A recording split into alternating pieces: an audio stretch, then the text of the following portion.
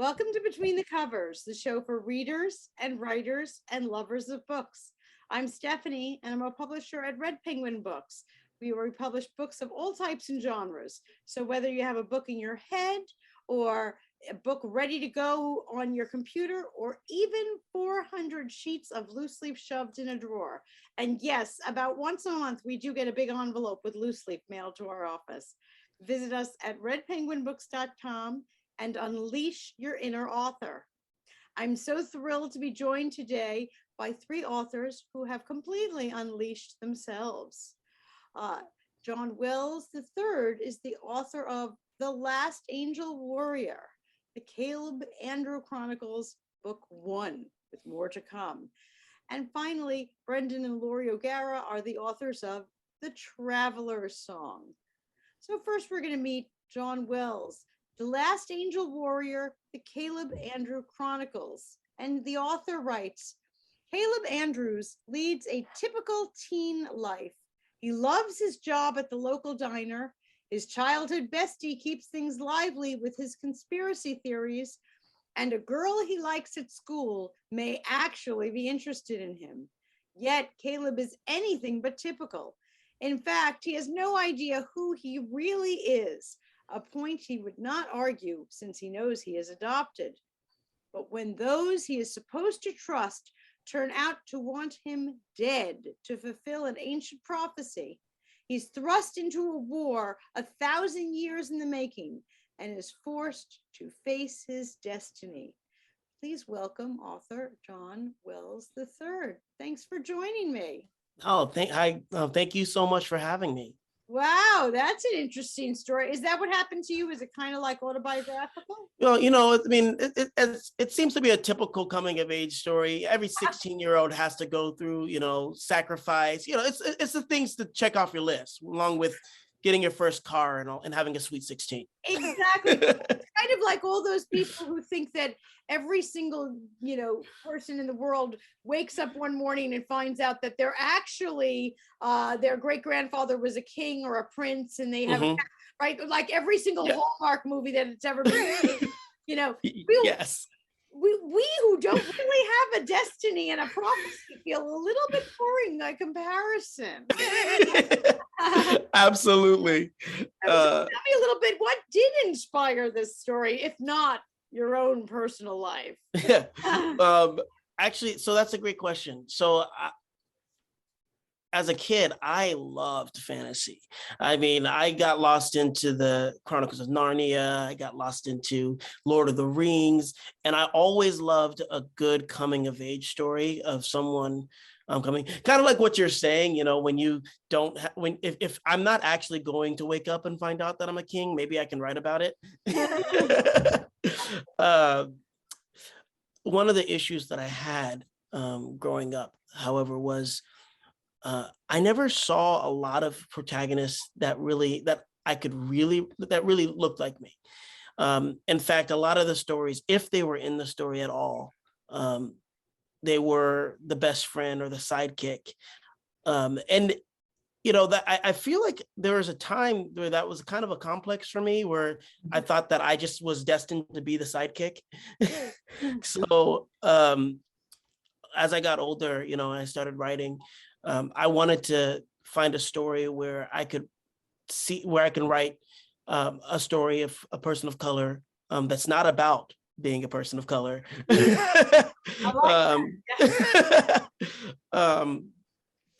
But still going through these extraordinary situations. So that's kind of how I got started in writing this story. Fantastic. I love the way you worded that there is a heck of a lot more to you. Yes. Exactly. And that's a plug in a lot of different areas, like having a person who has any kind of a disability, but that's not what the whole book is about.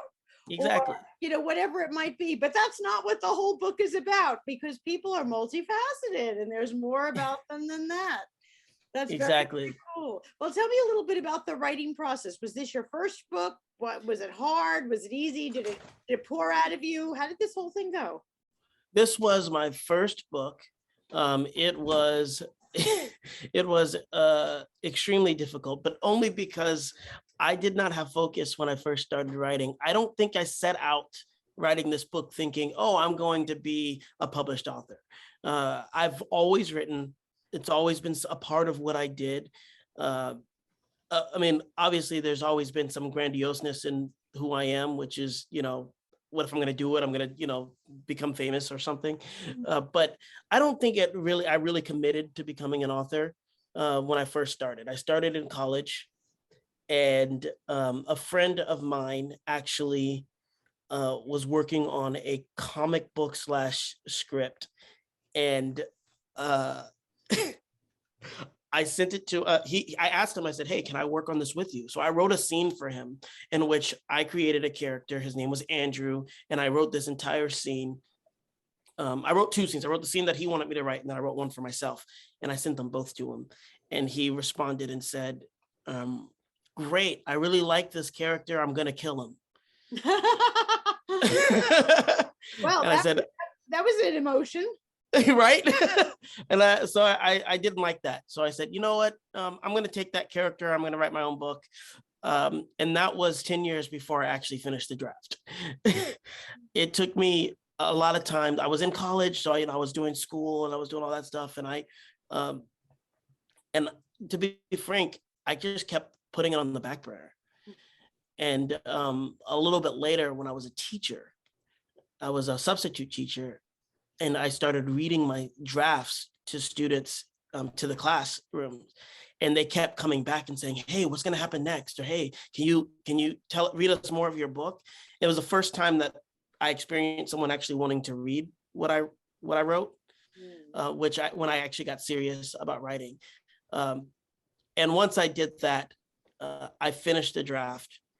And that's when I would say my writing process actually began.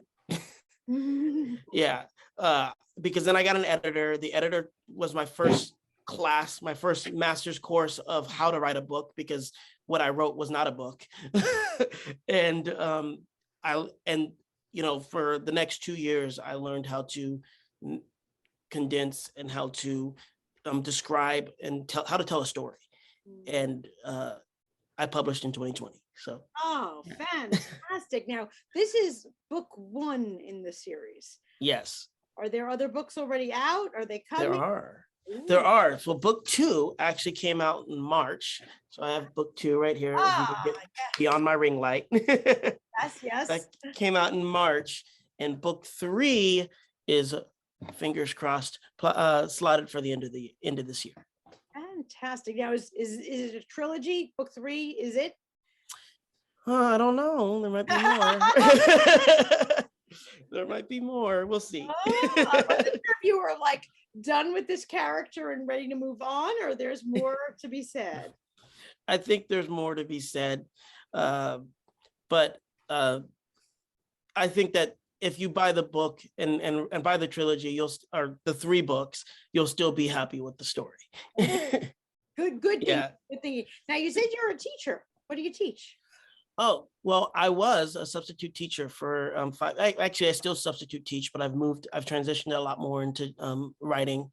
But I have taught every grade from PK to college, and but I prefer elementary school. I like 4th and 5th grade. That's my favorite grade to teach. Really? Yes, I do. There's something about them being old enough to for me to say, all right, now you're going to work on this, and they're going to actually do it, and still being young enough to think I'm cool. I think you're very cool. Well, thank you. I still substitute every once in a while. I get invited back a lot to the same schools, and they know me there as the author, and they love to come and talk. Recently, I was invited to a school, and the teacher actually put on the syllabus read along to The Last Angel Warrior with John Wells III, and I was like, oh, it's in the it's in the lesson plan. That's really cool. You've arrived. Yes. You've arrived. What a feeling. What a feeling. Do the kids get to talk to you personally about the book? Like, do you say, wow, I love the book, I love this character? You're getting feedback that you can use from them? Yes. So that's actually how that all started, was actually getting feedback from the students. I have in the first book an acknowledgement to two schools that let me come in and read to them about the books. So that's how it all started. I definitely don't plan on ending that, because it helped me it helped me mold the story into what it became. But still, they still come up and ask questions about it. One teacher who's using the book in her lesson plans, uh, they, I popped my head into her class once, and they were reading the book, and the way that she was teaching it was, well, let's talk about this. Let's ask a question. Why do you think Caleb says this in this moment? And it's awesome when I'm there, because then they can turn around and actually ask me, and I'm able to, I tend to say, well, what do you think about that? But but we get to discuss it, and it's a great experience. That's very cool. Now tell me a little bit. I know so many of my writers kind of, describe themselves either as that I'm plotting every little last thing before I start, or I'm sitting down and typing and the story evolves as it does. Where do you put yourself in those camps? So I have had an evolution of process. Ooh, what an evolution. I like Yes. My first book, as you know, took me 10 years. That is because I did not plot. I did not do any type of plotting, and it showed when I finished that first draft. My second book, I did some light plotting, and I started writing the book and got 100 pages in and realized that I was writing the wrong book. Ooh. So, yep. So I went back to the beginning and basically started everything over again. And it took me less than 10 years, but still a year from the time I started writing to publication. So this next book, I plan on that process going a lot quicker. And I have spent a lot of time, and I've built a really good relationship with my editor, who's more of my mentor and coach. And we together have sat down and have plotted every single inch of this next book. And, we're into chapters and into all of that, so that this next time around, all I have to do is write, hopefully, fingers crossed. Ask you, and I know that we don't know here the intimate details of book 2, but what did you realize was wrong, and how did you realize it?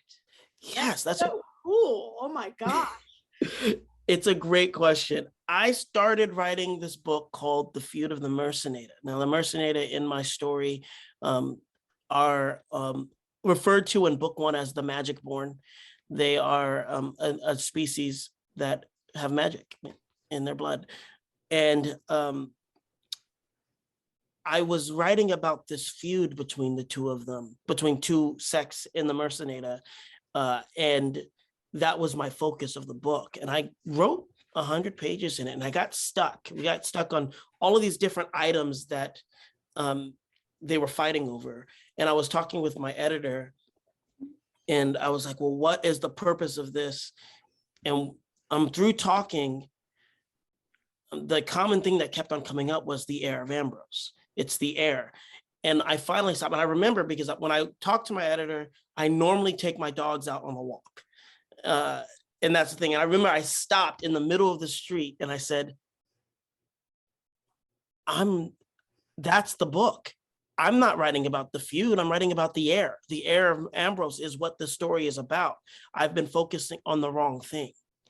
So I went back. There's still a feud, but the purpose, the focus, the whole reason why they're feuding is because they're looking to see which line the heir is going to come from. They believe that they are going to be the destined heir, and so that's how I arrived to that. Wow, that's amazing, because so many people, I say, even just reading a book. If I'm reading a book, and I'm not talking about an author I'm interviewing, publishing, but if I'm reading a book for fun, if I am not into it in 50 pages, 100 pages, done. Like, obviously, I don't want to fight uphill. But the same goes for writing the book. And I'm so glad you're saying this, because people would often call what you experienced writer's block. And so often when people will say to me, well, do you have any tips to get over writer's block? I think you are a prime example of, you need to look at the source of this here. This is not just a time management issue. This is not just my pen ran out of ink issue. This is there was a bottleneck, there was a block because you were writing the wrong book. And good for you. Really good for you for recognizing that. Most people would keep going and just write a crappy book. You know, seriously. I appreciate it. It definitely was a big wake up. It was a big aha moment for me, and it was tough. And I expected for the second book to be easier. It was the second book. It was I'd written the first book, so there was a moment of feeling anxious, feeling upset, because like this should be easy now. I should do this now. And once I did get to the point, I'll be honest, I gave my first draft. Let me preface by saying I really love the second book. I really like the second book. When I gave my first draft to my editor, I said, well, here it is. I don't like it, but there it is. Really? Yes. And then we went, and when we spoke about it, we talked about it. My editor, I love my editor so much, because my editor has a way of changing one word, just one word, and making that paragraph make sense. So after we discussed it, and after we looked at it, and once, we had spoken about the air, and we spoken about the direction of the story, when I went back and read it all again, and remember, these are just like, he took out paragraphs, sentences. I went back and read it all, and I was like, I was too close to this. I actually really love this story. Oh my gosh, I love that. Yeah. Huge shout out to your editor. Good stuff. Yes. But what you've just said about process in general, so illuminating. I always say that our show here is, certainly our primary focus is to show off you and your books, so that people can be led to reading your book. But I know that our show attracts a lot of authors and prospective authors, and so insightful. What you just said absolutely changed the direction of someone's book out there. I'm so happy. And I am so excited to share that with our authors out there. And in case you forgot, The Last Angel Warrior is book 1. We've been hearing about book 2, but let's start with book 1 and then catch up with him. So that's just terrific. Our next guests are Brendan and Lori O'Gara, the authors of The Traveler's Song. And they write, life is the most powerful of all forces in the universe. It will survive any obliteration. Life on Earth, unforgiving and beautifully dangerous, is not the same as it was 4,000 years ago. Technology-dependent humans lost control, and as a result, almost destroyed themselves. In this age, knowledge is currency. Technology is magic. Evolution prevails. A group of travelers on a mission of the 7 kingdoms in search of the greatest food of the lands. It is a covert mission. They are spies searching out the remnants of technology for the self-proclaimed emperor. Together, they must face the evil that lurks in this world of unknown risk to find the good that remains. Please welcome the O'Garas, Brendan and Lori. Thanks so much for joining us. Hello. Hi, how are Thanks you? for having us. Oh, absolutely. Thanks for being here. And so excited about your book and having you here as guests. Let me ask you a question, because this is going to be fun. Is this your first collaboration together? Yes, this one is. Wow. Now, have you each written individually before this collaboration? I have. Brendan has, but this is the first. He's written a cookbook beforehand, but he'll have to tell you that story because he Okay. tells it better than I do. All right, well, then we'll wait on Brendan. Lori, tell me a little bit about you and prior writing, and then coming into this book, and then we'll. Well, I write contemporary fiction, mostly contemporary fiction, and some nonfiction. But this was The Traveler's Song is the first bit of fantasy writing that I've done. Fantastic, fantastic. And John, what about you? Brendan, sorry. What about you? What have you written? Okay. It's not the first fantasy thing I've ever written. It's the first collaboration I've done. First time I've trusted someone enough to get into my world, Mhm. as it was. Very nice, very nice. Yeah, no, collaborations are certainly, I'm sure, not easy. So whose idea was it to say, I want to do this and should you join me, or What's this? okay. Tell the cookbook story. Okay. I've been told to tell the cookbook story. Because that's where it started, really. Okay, let's hear the cookbook story. Mhm. This is the cookbook. Love it. All right. Okay. So this is Gadlin O'Hill's fantastic recipes from the 7 kingdoms, taken from the greatest pubs, taverns, and inns. So I, like any guy who spends a great deal of his time cooking, I did it in the Navy, I did it professionally in civilian world. I do it for my family. I'm the one who cooks and does all the grocery shopping and all that good stuff at home. I was thinking, these celebrity chefs are making a big deal out of these books and they're making money on it. Anybody can write a cookbook if you just think about it. So that's what I did. I put together all these recipes and I said, we need a hook. There's got to be a reason for these guys for people to buy this book. So I came up with a story that this cookbook was put together by this guy Gadlin, who was sent out by his king to go and find the greatest food throughout the land. By the way, what you're really doing is finding out secrets and places that are easy to invade and take over. And your cover story is you're looking for food, good food. So in between the recipes, I put little excerpt stories, little things that, adventure packs, basically, so that you had something to read. You're like, oh, this is a really good recipe for barbecue sauce. Oh, and a whole adventure right there, the next thing. So after I wrote this book and put it out, I would go to, what are they? Theme parks and Renaissance fairs and things of that nature and sell the book. 2 years into this book, after the 100th person came to me and said, okay, I bought the book. The food is great. What happened to these people? That's when I decided I need to write this book. Yes. So he says, hey, you want to try writing some fantasy with me? And I was like, all right, let's do it. So that's kind of where this, and it started out to be one book, but as you can see, we kept writing and kept writing and kept writing. And now we're almost done with book 2. And it's not going to be 3. It's going to end up being more.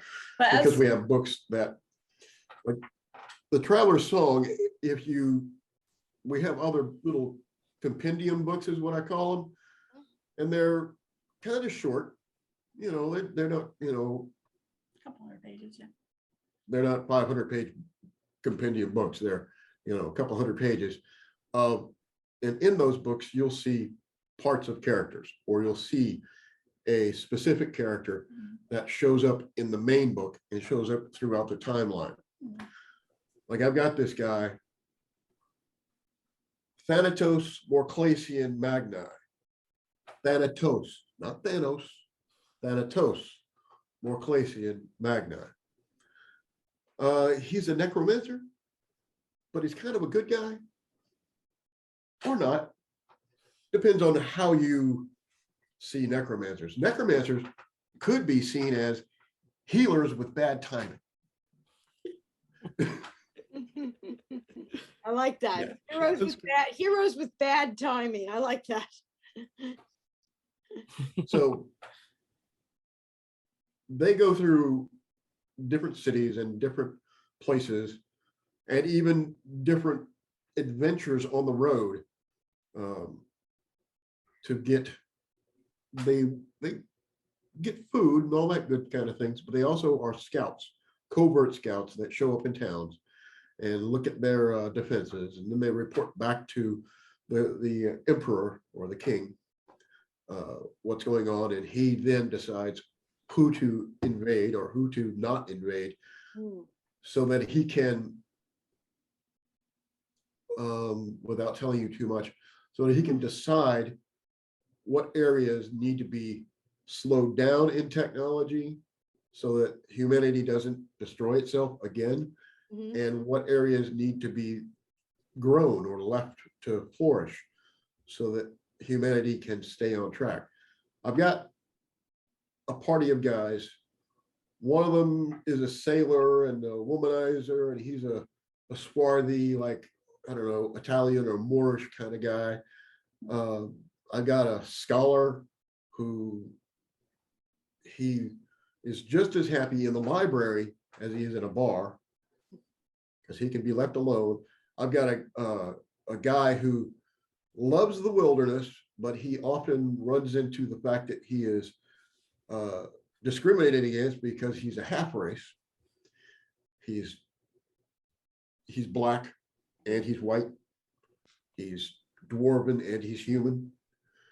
And I've got a couple other guys, and I've got a girl adventurer. Now, I'm a man. I've been a man my whole life. I plan on being a man until I'm dead. I know that I cannot write from the perspective of a woman. And so. Yeah, that's where I came in. I'm like, she would not say that. She would not react that way. She would not. And he's like, well, you want to help me write this? So that's kind of where it started. I love that. And I love that you're holding a finished book in your hand with more that are coming out and to go. And he's got his arm around you. So you two still obviously like each other. Yeah, well, I've known him since I was 12 years old. So, I can't wow. Known him forever. If writing a book together doesn't break you up, nothing will. We've had people tell us that before, and we think it's so weird because we don't have, we don't argue anyway, but we haven't had any real disagreements, except sometimes he'll write some corny humor and I'm like, no, and I cut it out, or I'll hand it to our editor and she'll say, no, we got to take that out. So yeah, there's a couple of his dad jokes that I'm like, no, they don't need to go. When I gave her this book, it was like 120,000 words, right? Give or take, yeah. 530 something pages. And then she edited it. And then she sent it to another editor. Well, to our official editor. Yeah, the official one. And it came back about 80,000 words, 430 pages. He's like, but I like this scene, but I like this character. And that's kind of where our compendium books came. We had some characters that were just amazing characters and amazing scenes, but did not really push the story where we wanted it to go. So we just pulled them out and saved them. And what a great idea. Yeah, so they're not really prequels, we just call them compendium books. They kind of fit in the timeline. Our necromancer, he's been around for a long time. He's immortal. He can't die. So he's seen humans do a lot of good and bad things. So he's been around a while. So some of the compendium books are in different parts of the timeline. Right. Tell me the guy I was telling you about earlier that is a sailor and a swarthy, dark-skinned guy. He's a bard in that he tells jokes, he sings songs, he tells stories. So every now and then I have this, what she calls dad jokes, that other people would call dad jokes, where I start this story with him. And lo and behold, it doesn't make it past editing. And I'm like, well, what happened to so-and-so story? And they're like, okay. But I think it's a great idea to use that stuff for the compendium books. I loved the compendium books even before you told me you were taking it from the stuff that got cut on the cutting room floor. Yeah. Tell me something about sales and marketing. Do you sell those compendium books? Do they draw people who maybe wanted? Yeah. We they're on our website too, and they we sell them through Amazon, and we sell them, hand in hand. And a lot of times you can get someone to buy, a little small $4 or $5 book and get them interested in your characters, and then read more, which is kind of what that person told you yesterday, is that he bought the one book, he read it, he loved it, then he bought them all. So right. No, I think it's a great idea, that's for sure. And it also gets people involved at, a variety of price points. That too. People don't need the entire book. I think that's just wonderful. John, what do you think? I think it's. You think you should collaborate on another book, or you like being by yourself? Oh, I'm all for collaboration. I love collaboration. Really? Yeah. Well, I mean, my background's in theater, so that's a collaborative art. And you were about to answer about the compendium books. I wonder, that was interesting. Yeah, I think the companion books are great. I think that's a great idea and a great way to get people to come. I'm taking notes. Well, especially if I have notes here. I'm taking notes here. I thought that was great. If you have a character that you really, really like, but they don't really, fit along in your book that you're writing, but it's a good character, just hang on to it. And that's one of the advice that I give writers when they always say, well, what kind of advice do you have for starting writers? Save everything, every little scrap, every character, every scene, save it in 15 different places, written and digital, because you don't want to have a hard drive crash and lose all your stuff. But you never know when that's going to come back. Oh, I remember I wrote a scene, it'll fit real well here, and you go get it, you edit it, and save everything. I wonder if John's reject the whole fight with the two people that. Yeah, hold on to that. You never know. You're gonna get a new book. Absolutely. I've got a file on the computer called Words, where I'll just have a random thought or a scene or an idea, and I'll just jot it down there, and I'll be writing along in the book and go, oh, this would go perfectly, and I have to go hunt it down and bring it over and plop it in, and then edit it. He's a very much fly by your seat of your pants kind of writer. He doesn't outline, he doesn't plot. He knows where he wants the story to go. I don't really outline or plot, but I write the beginning and then the end, and then fill in the middle. So I usually write my first scene and what I think my last scene is going to be. So we have completely different writing styles, which I think is why our collaboration works. We write completely differently. So. Where are you going with the story? I have no idea. Show up over here. Or read the next page. Keep reading. Yeah. That's my go-to. It's like she and our official editor, they both. But what happens to read the next page? Keep going. Yeah. Well, I love that as a tip. If I were going to say, from you two, the compendium books, and from John, if something is not going forward, there's a reason. Don't just try to push. If you just try to push, I always tell people it's kind of like if you're hiking, because this actually happened to me, and you're hiking on a hiking trail, and sometimes like the trail you lost it. You don't see the trail in front of you. Now, you have two choices. You can just keep plowing ahead through the brush, thinking, I'll find it eventually, or not, and you could die in the woods. Or you can maybe say, I bet I took a wrong turn someplace. Let me backtrack to the last place that felt good, that felt comfortable, and say, maybe I wasn't on the trail this whole section. And that's why I'm fighting the underbrush. I'm not actually going where I'm supposed to go.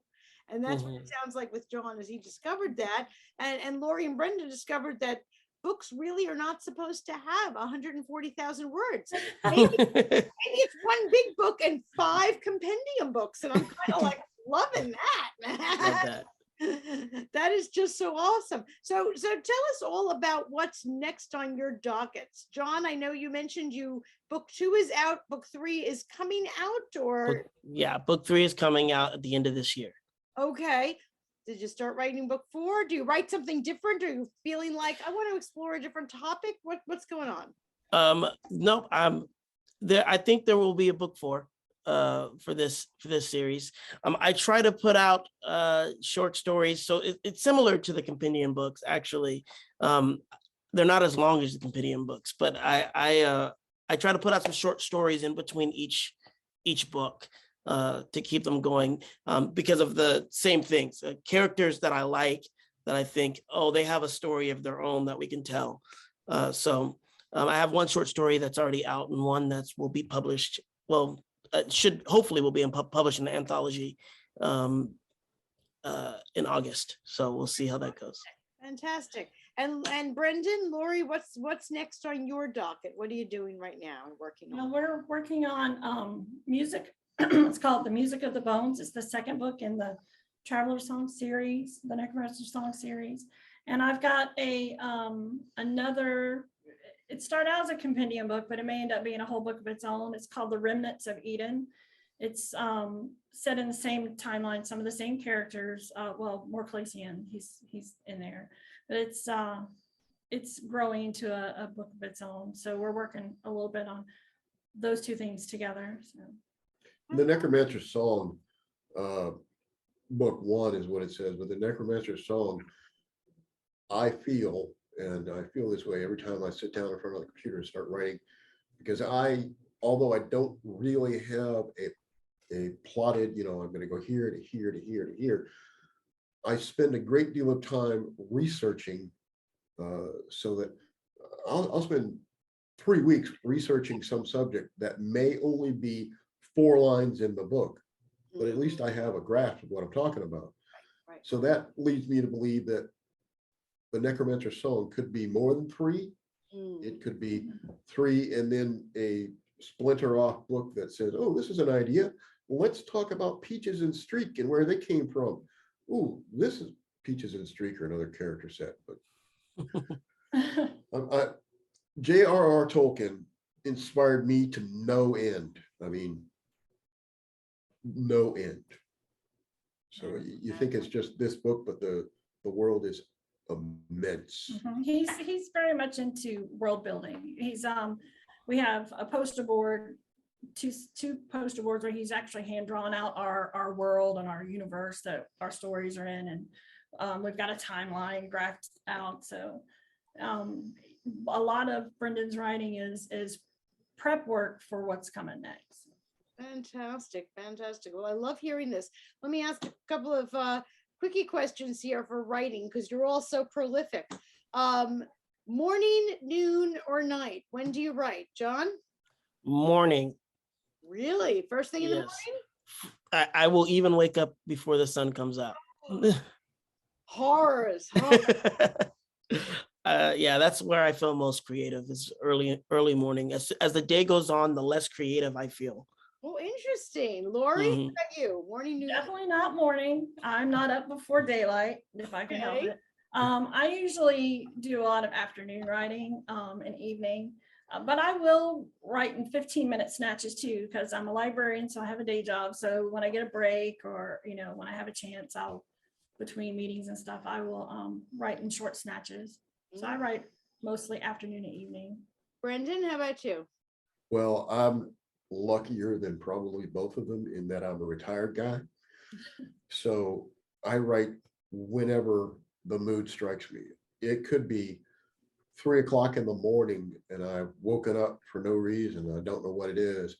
So I'll go in the other room and I'll throw down a paragraph, or I'll jot down an idea that I will expand on later and then go back. Or it could be, 8 a.m. after all the kids are off to school and I'm sit down and start to write it. So all the time. All the time. Okay, let's get some scenery here.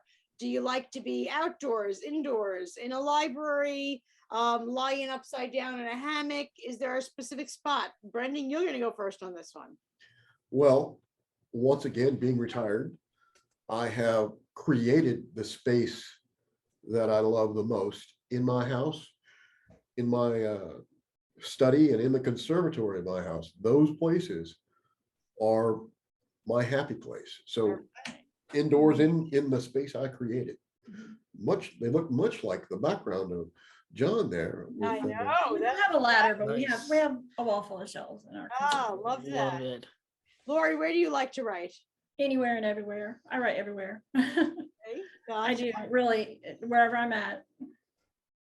And John, what about you? Well, I mean, now that he told me about his conservatory, I'm rethinking my life. I want one now. Conservatory It's too. nice. We have a 27-foot wall that's all glass windows, and then we have an 11-foot wall bookcase that's on the side of it. Yeah. Wow, I definitely want Lots of windows, lots of light. That's a goal. I'm gonna put that on my goal list. I write on the couch. I actually like to write with my feet up. So I set up a desk for myself and a spot to write, and I found myself just more comfortable on the couch with my feet up, and just writing that way. Awesome. And one final food question. And Lori, we're going to start with you. Food or Okay. drink? What's going to get you, if you were going to have something? Is it a glass of wine, a cup of coffee? What gets it going? Well, nice sweet red wine. I almost always have a red wine, and not really food, but mostly red wine. Sweet red wine. That gets. Yeah. All right, Brendan, how about you? bourbon. The older the better. We're all here to help all the writers. The writers out there are taking notes. So I'll tell you what, if you are ever suffering from writer's block, sit down in front of your word processor, your typewriter, your laptop, whatever it is that you use. Don't stare at the thing until blood appears on your forehead. Sit there with a glass of sipping bourbon, take a sip, take a breath, and start. Yeah. me too. Sorry. John? These Love are that. these are the real writers' tips, folks. These are the That's right. ones. And John, what about you? Food or drink? What's going to get you? It's probably gonna be food, and not healthy food either. And I will, for me, it's probably a thing of Oreos. Yeah. I will just eat the Oreos and type. Although I'm gonna take the advice of the bourbon. He's gonna go with I don't know, not with the Oreos though. Not if it's Not with the Oreos. Well, here's the thing. I've had to stop with the Oreos. I've had to put those aside. he's right for the switch then. He could switch to the bourbon. I'll switch to the bourbon. I love this. 2 fingers of bourbon, you're okay. Yep. On You your get to, sofa, you're good. if you get to do a whole glass of bourbon, You might write something. It might not be coherent. the next day you're like, what the heck was that? This is why the saying is that you're supposed to write drunk but edit sober. Yeah. Yes. Okay, so the bourbon is not for your editors, it's for you. Yes. That's right. Absolutely. Well, let me just remind all of our viewers of your books. John W. Wells III is the author of The Last Angel Warrior. From the Caleb Andrews Chronicles. This is book 1. Book 2 is also out, and book 3 is on its way. So you need to buy it and start reading because you've got miles to go before you sleep. And then Brendan and Lori O'Gara are the authors of The Traveler's Song, and you got to hear that there are books, there are compendium books, there are more books, there's stuff to read there. So I advise all of our viewers, pour yourself a glass of bourbon, get on Amazon or wherever your books are sold, and get right on it, and then write your own, because I think you got lots of tips here. I can't thank our authors enough. You've been amazing and inspirational. And please keep us posted when the next books come out so you can come back here on Between the Covers. Thanks so Thank you much. so much. Thanks for joining us on Between the Covers. I hope you enjoyed the show.